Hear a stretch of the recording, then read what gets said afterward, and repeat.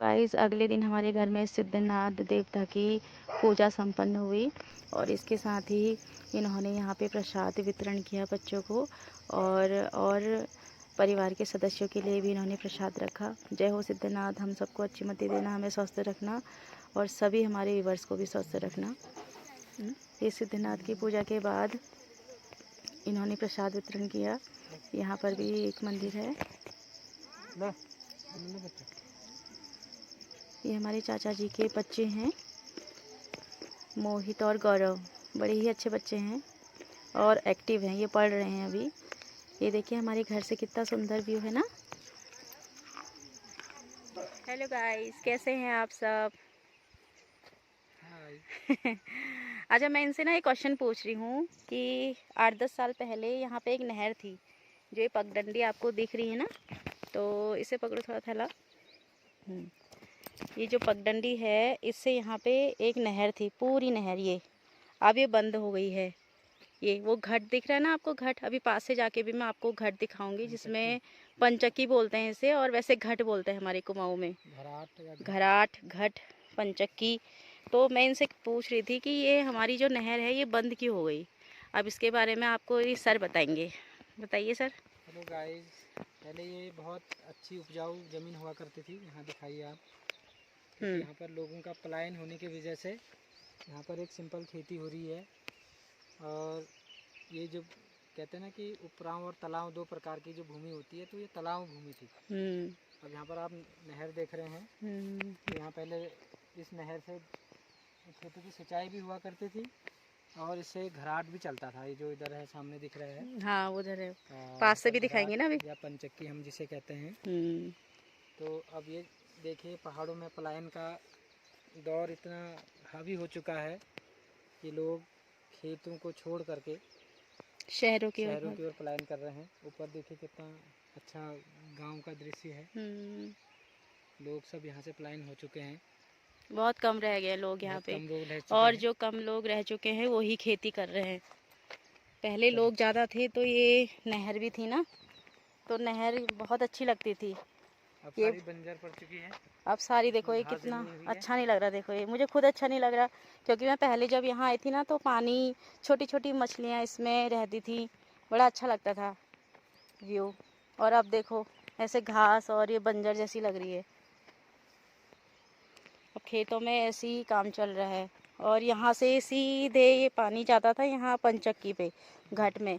अब मैं आपको घाट भी पास से दिखाती हूँ, क्योंकि लोगों के पलायन करने से क्या होता है ना, जो पारंपरिक, जो प्राचीन, जो पुरानी चीज़ें थी, तो वो अच्छी लगती थी। और यहाँ पे गेहूँ, यहाँ पे कुटाई होती थी ना, गेहूँ पीसा जाता था। ये देखिए पास से मैं आपको दिखा रही हूँ, ये कितना बंजर हो चुका है। देखिए ये बागेश्वर जिले का दारसिंह नामक गांव में स्थित है, जो पूरी तरह से बंजर हो चुका है। पास से दिखाती हूँ आपको थोड़ा सा।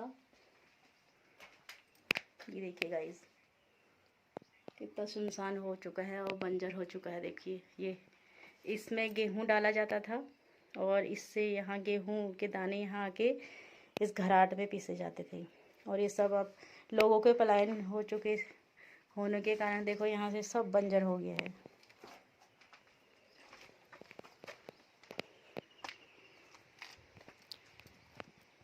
यहाँ पे देखिए ये घट का चिन्ह बनाया हुआ है ना, और ये पानी का, दारसिंह गांव का नाम है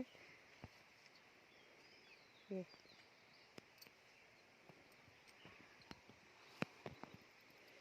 पुरानी जो पारंपरिक जो चीज़ें हैं वो अब विलुप्त होने के कगार में हैं। हम भी अभी पूजा के लिए घर पे आए थे, अब वापस जा रहे हैं। पहाड़ों का दृश्य तो अच्छा ही लगता है, एक अलग ही आबो हवा, एक सुकून होता है पहाड़ों की हवा में।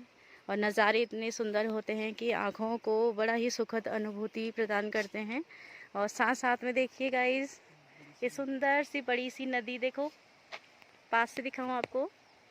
ये देखिए अविरल जो नदी है प्रवाहित होते हुए, कितनी सुंदर लगती है ना ये। जब हम छोटे थे तो यहाँ से हम इस नदी के पानी को पार करके पैदल आया करते थे। वो अच्छा। दौर बहुत 20 साल पहले की बात मैं बता रहा हूँ। अभी देखिए यहाँ पर एक पुल बन चुकी है जिससे लोगों का आवागमन का साधन और सुगम हो चुका है।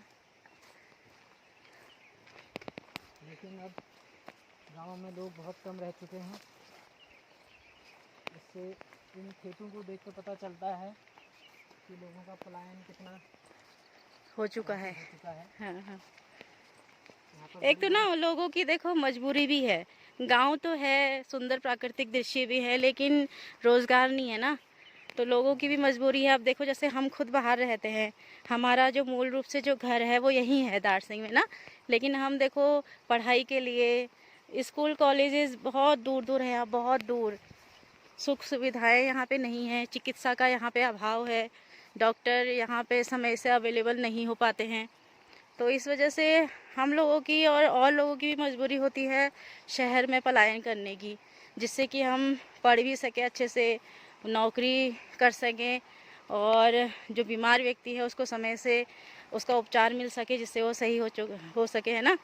तो लोगों की मजबूरी होती है गांव छोड़ के जाने की। अगर सारी सुविधाएं अगर पास पास में आ जाए, देखो हम अभी 2 किलोमीटर का रास्ता तय कर चुके हैं। वो दिख रही है आपको पहाड़ी, वो टॉप में, वो टॉप से देखिए, यहाँ से होते हुए देखो हम ऐसे आ रहे हैं।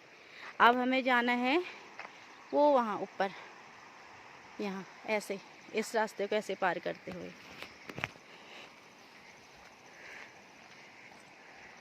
अभी आपको और कुछ बताना है? पुल कब बनी थी? पुल कब बनी थी जब आप स्कूल पढ़ते थे यहीं पे? पुल बाद में बनी? हम पढ़ाई के लिए बाहर चले गए डिग्री कॉलेज में, हाँ।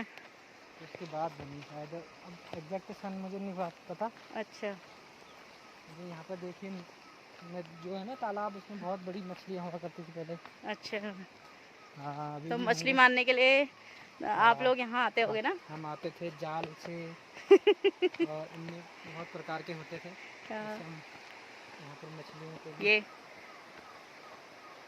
नदी तो गहरी है काफी उधर ना, उधर को ज्यादा गहरी है। लेकिन अब जो ऊपर रीमा से जो खड़िया के जो खाने हैं, तो वहाँ से जो मलबा बह के बारिश में आता है, तो उससे काफ़ी नदी के जो बड़े बड़े तालाब थे वो भर चुके हैं।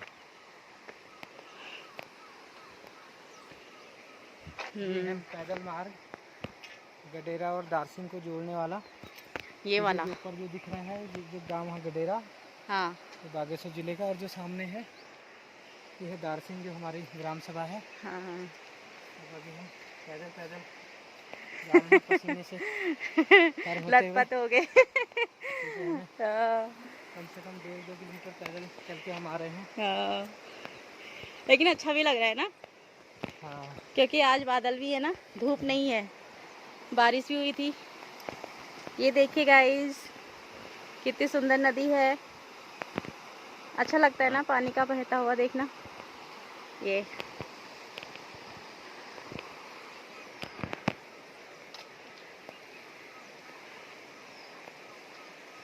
नदी का नाम पुंगर नदी बोलते हैं। पुंगर? हाँ, पुंगर नदी। अच्छा। जो ये बागेश्वर में सरयू में मिक्स हो जाती है। ठीक ठीक। पुंगर, यहाँ पे इस नदी का नाम पुंगर होता होगा, है ना। और ये पुंगर नदी बागेश्वर में जाके सरयू नदी के नाम से जानी जाती है। हाँ, जैसे उत्तरायणी के मेले में जब लोग आते हैं यहाँ पे मुंडन करवाने, मुंडन संस्कार जब होता था या करवाते हैं, तो सरयू नदी बहुत ही पवित्र मानी जाती है। उसमें जो डुबकी बहुत से लोग करते हैं, श्रद्धा के साथ बहुत से श्रद्धालु आते हैं, तो आस्था की डुबकी वहाँ पे लगाते हैं। तो यही पवित्र नदी वहाँ जाके सरयू में मिल जाती है। ये देखिए हमारे गांव का रास्ता। इन रास्तों में चलने का अपना अलग ही मज़ा है ना। थकान भी होती है लेकिन मज़ा भी आता है। बैग भारी हो गया हमारा? सही है। वहाँ चाची लोगों ने हमारे लिए हरी सब्जी भी रखी है बैग में, और हैं, और बैग में घर के चावल भी रखे हैं। ये देखिए गाइस, यहाँ पे धान की खेती हो रही है। ये जहाँ तक आपको दूर दूर तक खेत दिखाई दे रहे हैं ना, तो वहाँ पे धान की खेती होती है। ये हमारे खेत भी यहाँ पे हैं। मेरी जो सासू माँ हैं तो उतनी दूर से यहाँ ये खेती करने के लिए आते थे। तुम भी आते थे ना मम्मी के साथ पहले बचपन में? हाँ, अभी इन्होंने मुझे बताया ना, इन्होंने मुझे खेत दिखाए कि इतनी दूर ये पैदल दिन न रात देखते थे और यहाँ पे खेती करने के लिए आते थे मम्मी के साथ।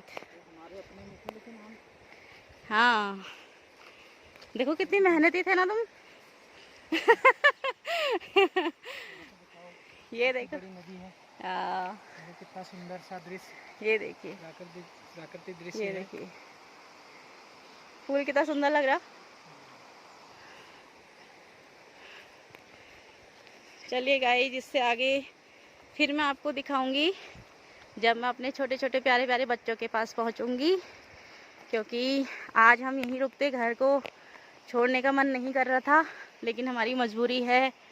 इनकी स्कूल में छुट्टियां नहीं पड़ी हैं और मेरे छोटे छोटे बच्चे हैं, तो यहाँ इतनी दूर लाना उनको मुश्किल होता है सामान के साथ।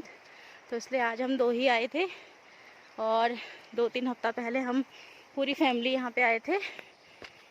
तो अगली बार मैं अपने बच्चों को यहाँ साथ लेके आऊँगी। ये कितना सुंदर गांव है ना ये।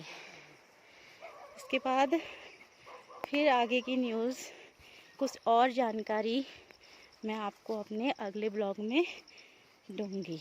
तब तक के लिए आप सभी अपना ध्यान रखिए, खुश रहिए, मस्त रहिए। Bye bye.